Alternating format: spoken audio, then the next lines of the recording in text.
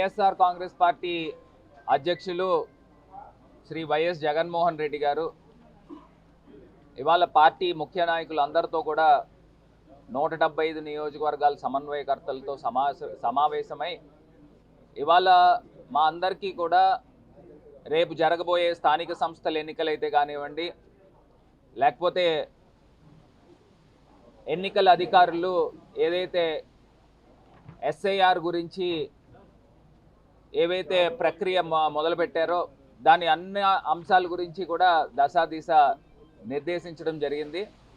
ఇవాళ ఒకే అంశం చెప్తా ఉన్నా, ఈ 2 సంవత్సరాల ఈ తెలుగుదేశం పరిపాలన ఒక వెన్నుపోటు పరిపాలనగా అభివర్ణిస్తూ ఉన్నాం. ఎందుచేతనంటే ఇవాళ భారతదేశ చరిత్రలో ఏ ముఖ్యమంత్రి కూడా సంక్షేమ పథకాలు హామీలన్నీ నెరవేర్చకుండా, కనీసం 10% కూడా నెరవేర్చకుండా మొత్తం నెరవేర్చామని చెప్పేసి ఇవాళ అడ్వర్టైజ్మెంట్లు పేపర్లు ఇచ్చే సందర్భం. ఈ 2 సంవత్సరాల యొక్క వెన్నుపోటుని మొత్తము ఊరు వాడ మొత్తం వైఎస్ఆర్ కాంగ్రెస్ పార్టీ నేతలందరం కూడా తీసుకుని వెళ్తాము. ఈ ప్రభుత్వాన్ని ఎండగట్టే కార్యక్రమము చేపట్టబోతా ఉన్నాం. 10 రోజుల పాటు ఈ కార్యక్రమము చేపట్టబోతా ఉన్నాము.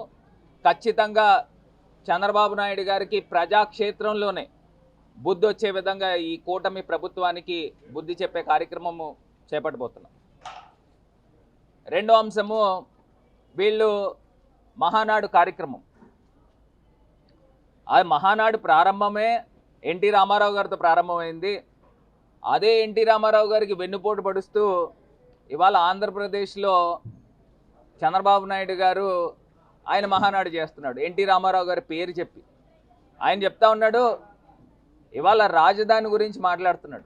నేను మళ్ళీ చెప్తున్నాము, మా స్టాండ్ ఒకటే. ఈ యొక్క అమరావతి ప్రాంతము లోతట్టు ప్రాంతం. ఈ లోతట్టు ప్రాంతంలో రాజధానికి నివాస యోగ్యం కాని ప్రాంతంలో మీరు తీసుకుని వచ్చి 1000 ఎకరాలు ఎక్విజిషన్ చేసి ఫస్ట్ ఫేజ్ అన్నారు, అందులో కట్టింది లేదు, పెట్టింది లేదు.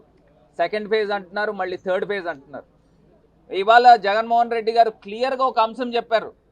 మచిలీపట్నము విజయవాడ గుంటూరు కలిపి మావిగన్ అనే ఒక అంశం తీసుకుని వచ్చి ఎవరైనా ఒక పోర్ట్ దగ్గరగా ఉంటే ఆ పోర్ట్ ఉన్న ప్రాంతాన్ని రాజధాని చేస్తారు.